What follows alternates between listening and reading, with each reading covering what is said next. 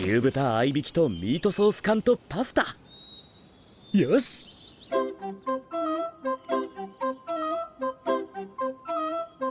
さてと、まずは玉ねぎをみじん切りだ。で、しんなりするまで炒める。お次はひき肉投下。火を通したらミートソース缶だ。コンソメも入れて、塩を適量っと。安売りしていたパスタを、やわやわスパゲッティのナポリタンもいいが、今日はアルデンテだな。お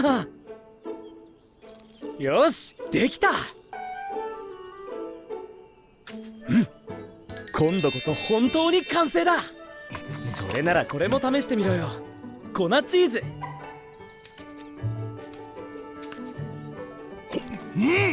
味が濃厚になっただろ。現実世界と変わらない飯。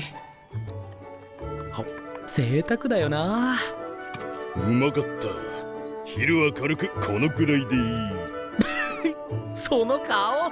なんだ、何がおかしい。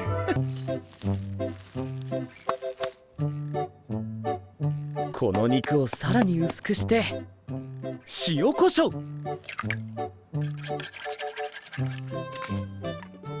肉に薄く小麦粉をはたいて卵液にくぐらせる。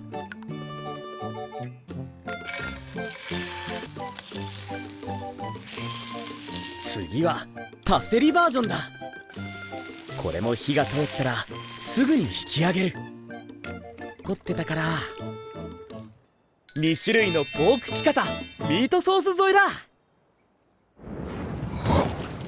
あっさりしていてふっくらと柔らかい。なんだこれ、ブランド豚ってやつか。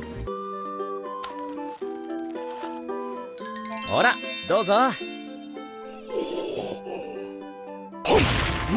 見たことのない形の肉ばかりだが、どれもうまい。